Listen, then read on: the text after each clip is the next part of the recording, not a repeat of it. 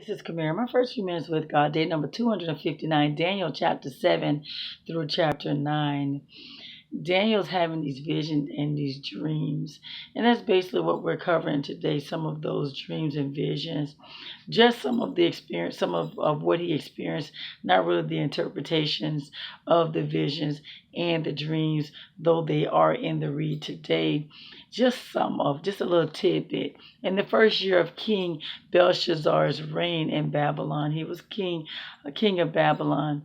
Daniel had a dream where he saw, or a vision where he saw this great storm over the sea, and it churned the sea.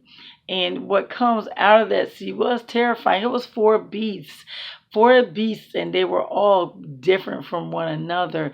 So he describes what these beasts look like and what they symbolized. So you had one of them who's like a lion who had wings coming out of his back. You had one that was like a bear, and you had one that was like a leopard with birds' wings coming out of his back. Then there was one that was terrifying with 10 horns. That was the most terrifying one. He spends more time talking about that, even eyes coming out of one of the horns. It was scary, right? And so then there were these three thrones that appeared, and an ancient one that is called an ancient one, who sat to judge. He describes this ancient one. And so books were opened, and then there was someone like the Son of Man who appeared. He was led to the Ancient One, and he was given authority, honor, and sovereignty over the earth, over the world. And scripture says that his rule is eternal, never to end, and his kingdom will never be destroyed. Daniel, he questioned this vision, and he was given the interpretation. So yeah, but his visions, they terrified him. Fast forward, third year of Belshazzar's reign, Daniel was given another vision, and this one contained a ram with horns and a goat. So this is the thing.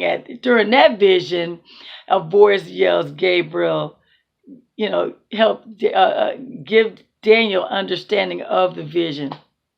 So he explains this vision to Gabriel, but this is the thing. To Daniel, but Daniel again is terrified, So then he falls his face. I used to say that he fainted, but Gabriel, he touches Daniel.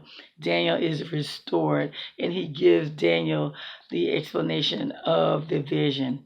Isn't that something? But he tells him that is going to happen later, and it pertains to the very end.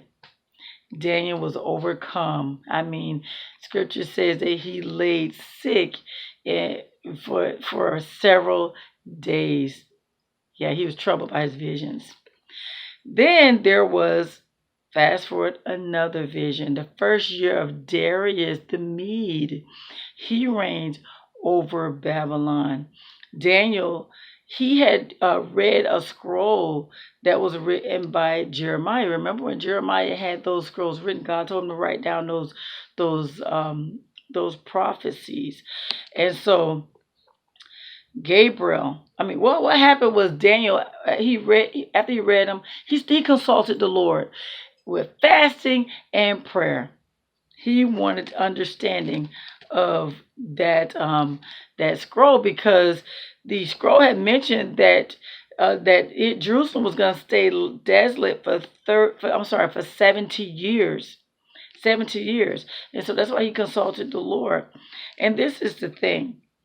Daniel, during his prayer and his fasting, he repented of his sins. He confessed and repented of the sins of the people of Israel, their sins as well. He confessed their sins. Gabriel appeared to him while he was still praying.